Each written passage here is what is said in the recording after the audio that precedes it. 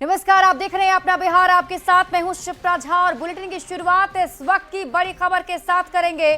चुनाव की तैयारी में जुटे हैं सीएम नीतीश कुमार और सीएम आवास पर जेडीयू की बड़ी बैठक। पार्टी के नेताओं को मिलने बुलाया गया है। जिला स्तर के नेताओं को सीएम नीतीश कुमार ने मिलने बुलाया है। सीएम नीतीश कुमार चुनाव को लेकर बातचीत करेंगे। बड़ी संख्या में जेडीयू नेता सीएम आवास पहुंचे हैं। तो इस वक्त की बड़ी खबर आपको बता रहे हैं। चुनाव की तैयारी देखिए जेडीयू की तरफ से भी जारी है और इसी कड़ी में आज सीएम नीतीश कुमार के आवास एक अणे मार्ग में जेडीयू के सभी नेताओं को बुलाया गया है। जो जिला स्तर के नेता हैं उनसे बातचीत करेंगे। कई लोग बाहर निकलने लगे। क्या नाम है सर आपका?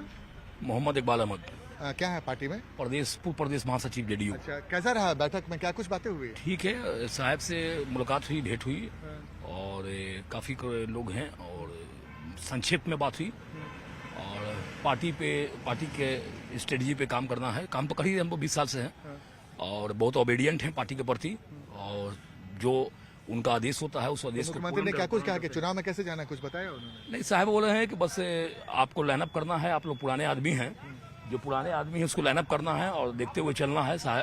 पार्टी की दिशा और तय करना है इतना जो जनता हित में हो।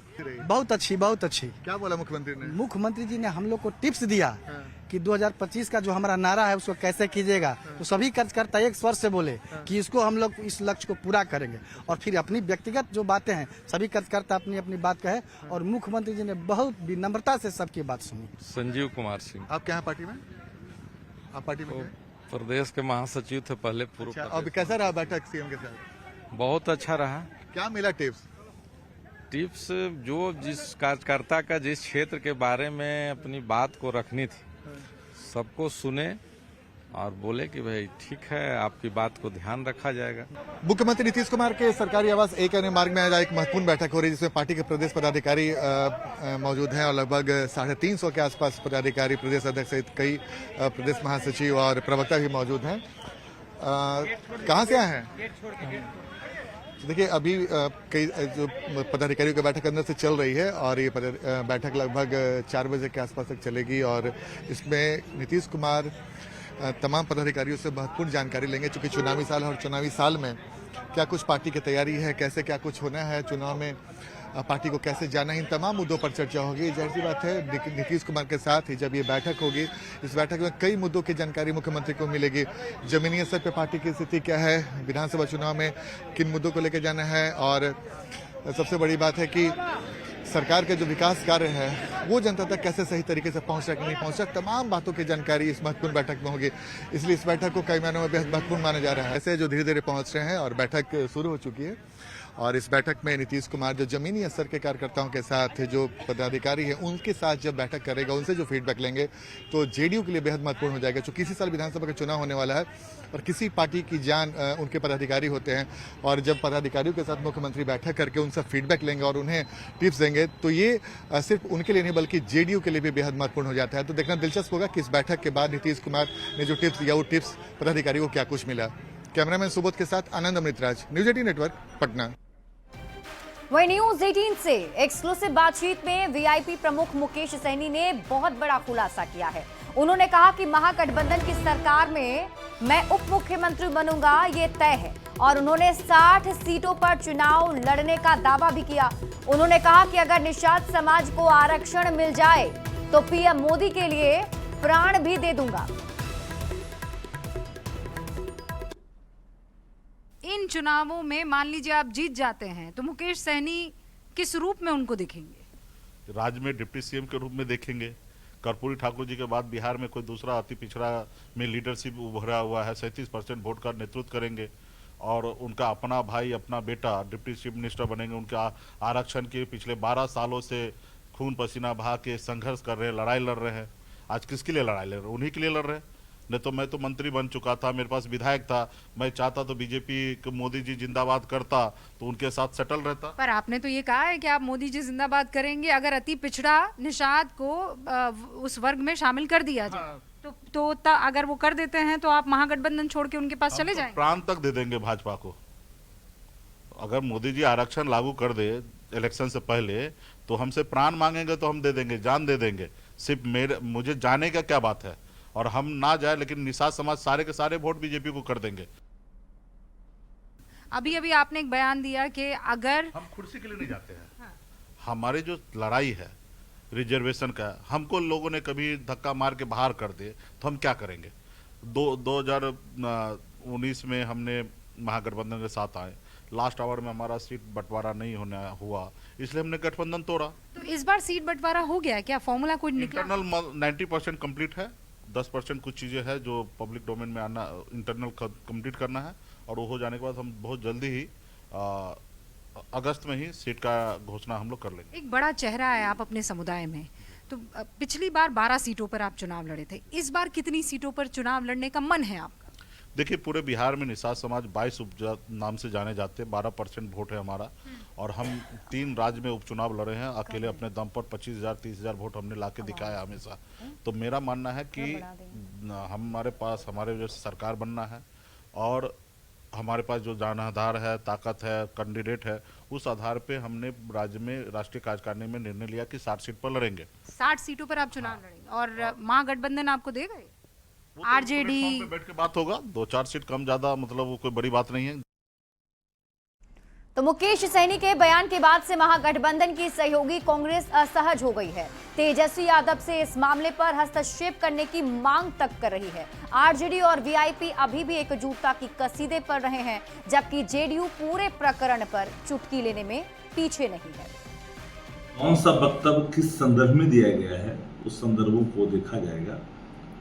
पर इतना जरूर मैं कहूंगा कि इंडिया अलायंस में कुछ भी इधर उधर नहीं है, हर दल मजबूती के साथ है। बीजेपी जेडीयू के ऊपर कोई कटाक्ष है उनकी आलोचना करने के बजाय, और कांग्रेस के ऊपर आधारहीन आरोपों को लेकर मीडिया में बात करते हैं, तो ये समझ में आता है कि उनकी नीयत क्या है। ये सब चीज़ें कांग्रेस को अस्वीकार्य है। इस तरह की बयानबाजी न आगे हो। वीआईपी पार्टी ने कांग्रेस के जनाधार को चुनौती दिया। अब कांग्रेस का आत्मसम्मान कहाँ ही कांग्रेस पार्टी जाने, गठबंधन का सहयोगी दल राजनीति में औकात बता रहा है, और तेजस्वी यादव से उम्मीद है कि हस्तक्षेप करे। अरे भाई, तेजस्वी यादव का इतिहास रहा है, ये फोटो है, वीआईपी पार्टी के उम्मीदवार मधुबनी में हुए और राष्ट्रीय जनता दल के लिए कार्यालय के लिए जमीन लिखा गया। आदरणीय नेता सन ऑफ मला मुकेश सहनी जी ऐसा कांग्रेस के खिलाफ में ऐसा कोई बयान नहीं दिया है जो कांग्रेस को आपत्तिजनक लगे। हमारे आदरणीय नेता सन ऑफ मला मुकेश सहनी जी ने कहा है कि हम बिना बैसाखी का बोचाहा में चुनाव लड़ते हैं तो 30,000 वोट वीआईपी को आता है, 30,000 से ज़्यादा, और उस जगह कांग्रेस अकेले लड़ती है तो कांग्रेस को 1,300 वोट आता है। केंद्रीय मंत्री चिराग पासवान ने सीट बंटवारे को लेकर बड़ा दावा किया है। उन्होंने कहा कि एनडीए में सीटों का बंटवारा जल्दी हो जाएगा। चिराग पासवान ने कहा, अगर 2020 में एनडीए के साथ रहता तो आरजेडी इतनी सीट पर चुनाव नहीं जीत पाती। बता दें कि चिराग पासवान ने राजभवन में राज्यपाल आरिफ मोहम्मद खान से मुलाकात की। चिराग पासवान ने 5 जुलाई को होने वाले रामविलास पासवान की जयंती में शामिल होने के लिए राज्यपाल को आमंत्रित किया है, और इसी दौरान उन्होंने ये बातें कही हैं। भाई, समय रहते हो जाएगा, अभी समय है, चुनाव में अभी समय है, और हमेशा की तरह बहुत एमिकेबली एनडीए ने हमेशा से बहुत सहजता से सीटों का बंटवारा करने का कार्य किया। लोकसभा, विधानसभा, हर चुनाव में इस बार भी उतनी सहजता से चिराग पासवान चुनाव लड़ेंगे। पार्टी समीक्षा सर्वेस करा रही है, समय समय पर मुझसे भी ये जानकारी साझा की जाती है, पर मुझे लगता है कि एक बार अंतिम जब पूरी तरीके से जब ये समीक्षा हो जाएगी, अंतिम फैसला पार्टी का केंद्रीय संसदीय बोर्ड लेगा। उस दल को कम से कम भीतर खाने तो ये बात समझ में आती होगी ना कि पिछली बार भी अगर एनडीए गठबंधन अपने मूल स्वरूप में रहता और हम भी उस गठबंधन का हिस्सा रहते जिस तरीके से आज हैं, तो ये लोग दहाई का आंकड़ा भी पार नहीं कर पाते। मैं राष्ट्रीय जनता दल की मैं बात कर रहा हूँ। तो चिराग पासवान ने कहा कि अगर 2020 में एनडीए के साथ होता तो आरजेडी इतनी ज्यादा सीट नहीं जीत पाती। अब चिराग पासवान के इसी बयान पर आरजेडी भड़क गया है। आरजेडी ने चिराग पासवान पर जमकर निशाना साधा। आरजेडी ने चिराग पासवान के सीट बंटवारे के दावे पर भी तंज कसा है। तो के बंटवारा पर बात मत करिए, आप एसेट्स के बंटवारा पर भी बात करिए। जनता दल यू और भारतीय जनता पार्टी आपसे बहुत आगे है। और जब आप सीटों की बंटवारा की बात करते हैं तो क्या 40 सीट मिल रहा है आप लोगों को? नहीं मिलेगा चिराग बाबू। इंडिया अलायंस राष्ट्रीय जनता दल 2025 के चुनाव में सरकार बनाने जा रही है। और हाँ, आप भारतीय जनता पार्टी के हनुमान हैं। आप रहिए भारतीय जनता पार्टी के साथ और केंद्रीय में मंत्री में सुख भोगते रहिए, बिहार के लिए काम नहीं करिएगा। तो बिहार विधानसभा चुनाव से पहले योजनाओं की घोषणा और घोषणा पर अमल को लेकर नई बहस छिड़ गई है। तेजस्वी यादव अलग अलग वर्गों के लिए घोषणाएं कर रहे हैं तो नीतीश कैबिनेट फैसले पर फैसले ले रही है। चुनाव से पहले सीएम नीतीश और तेजस्वी यादव के बीच घोषणाओं की जंग शुरू हो गई है। इससे जुड़ा एक रिपोर्ट आपको दिखाते हैं।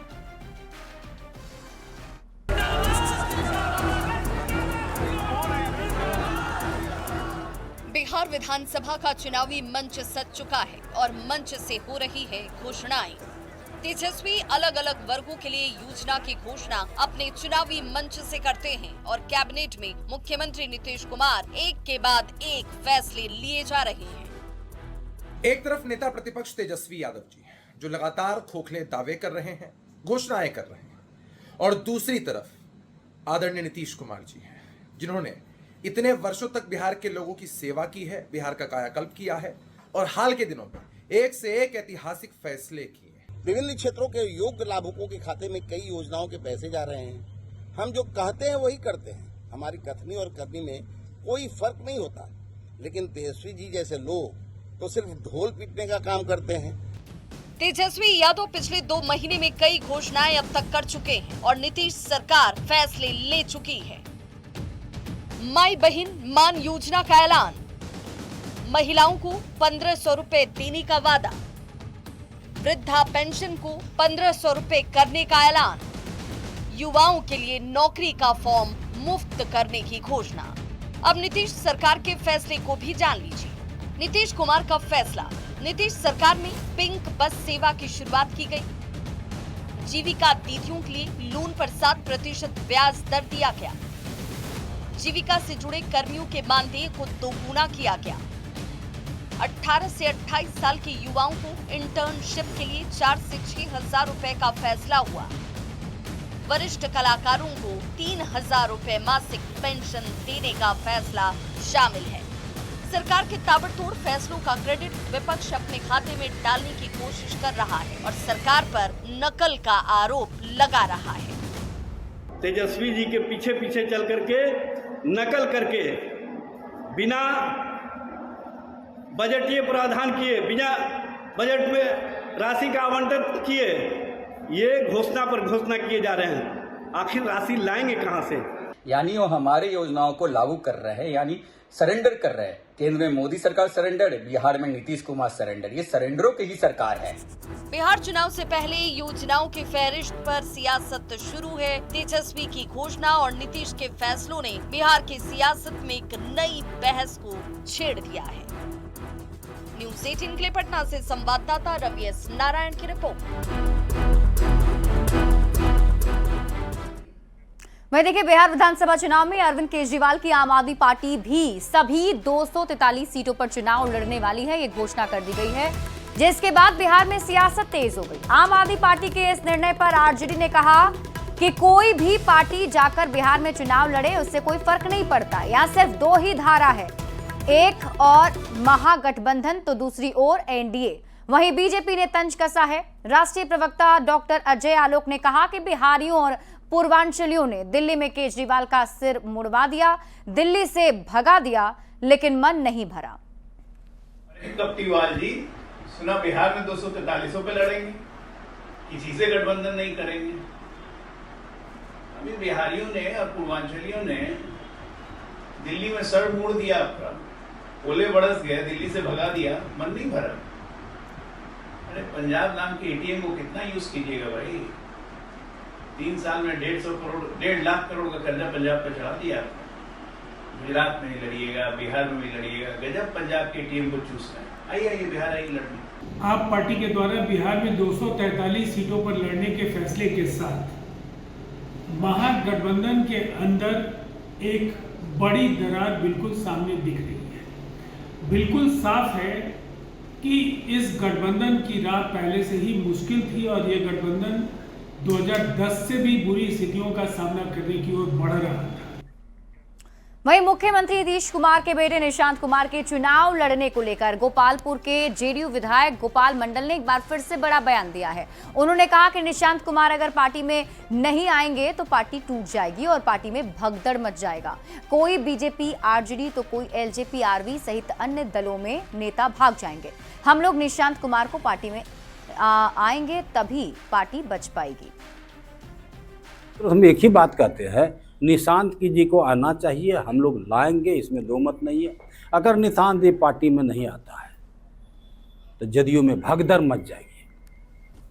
कोई आरजेडी में, कोई भाजपा में, कोई आरएस लोसपा में, कोई कहाँ जितना पार्टी सब में चला जाएगा। आधे इधर आधे इधर। हाँ नहीं, आधे आधे नहीं, बाधे बाधे, कोने कोने जहाँ जिसको छलांग लगा के भागेगा। इसलिए निशांत का आना जरूरी है। उनके आने के बाद ही जदयू बरकरार रहेगी।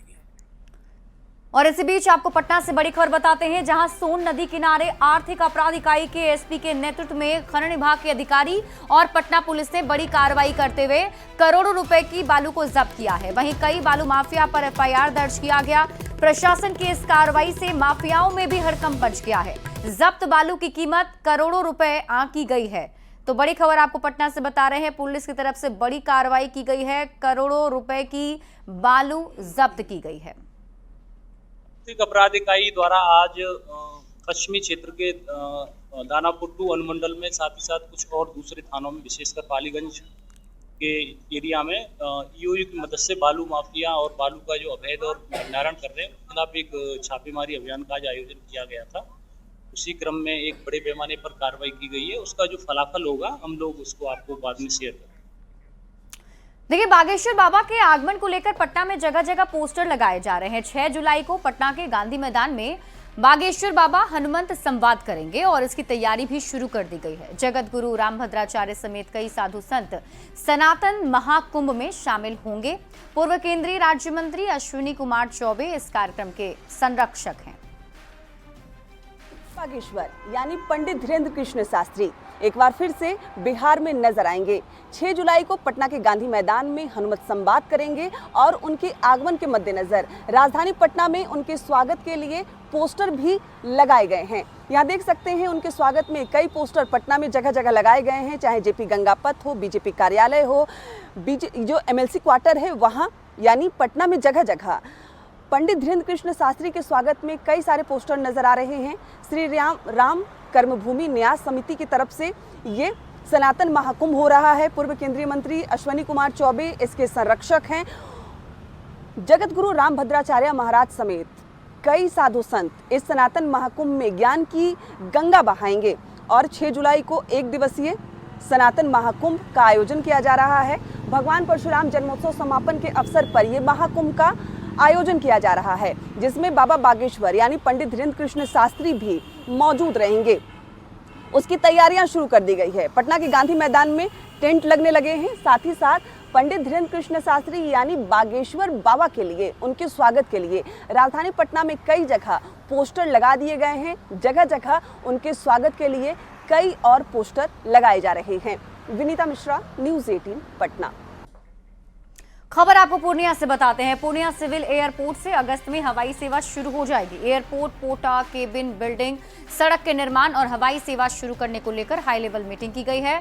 इस बैठक में बिहार सरकार के मुख्य सचिव Amrit Lal Meena, airport authority of India के चेयरमैन विपिन कुमार, कैबिनेट सचिवालय विभाग के अपर मुख्य सचिव एस सिद्धार्थ सहित कई अधिकारी मौजूद थे।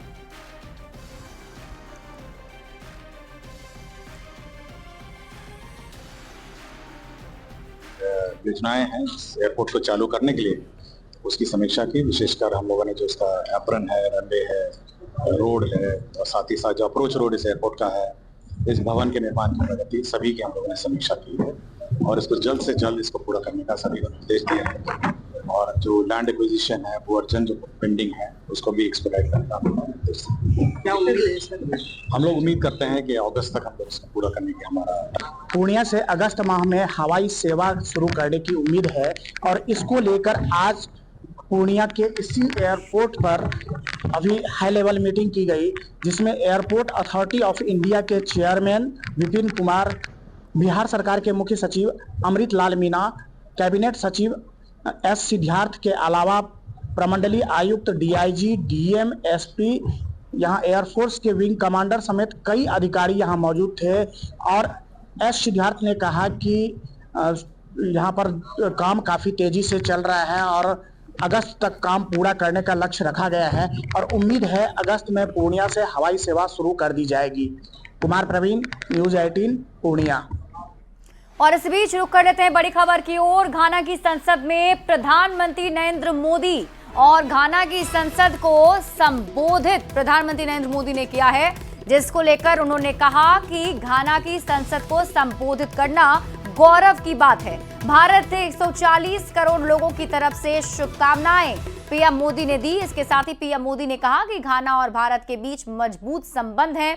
घाना का सर्वोच्च सम्मान हर भारतीय का सम्मान है। 140 करोड़ भारतीयों की तरफ से घाना का धन्यवाद। भारत प्रजातंत्र की जननी है। हमारे लिए लोकतंत्र एक सिस्टम नहीं, संस्कार है। भारत का मंत्र सर्वे भवन्तु सुखिनः। Members of the Council of States, members of the Diplomatic Corps, representatives of political parties, the Gaman Tase, independent constitutional bodies, civil society organizations, the Indian community in Ghana, Mache, good morning.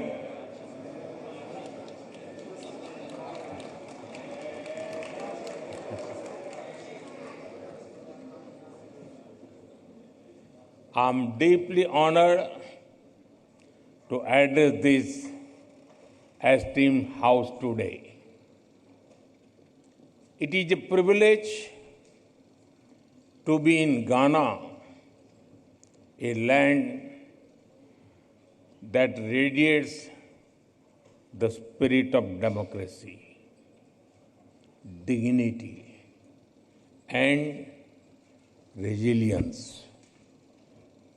As the representative of the world's largest democracy, I bring with me the goodwill and greetings of 1.4 billion Indians.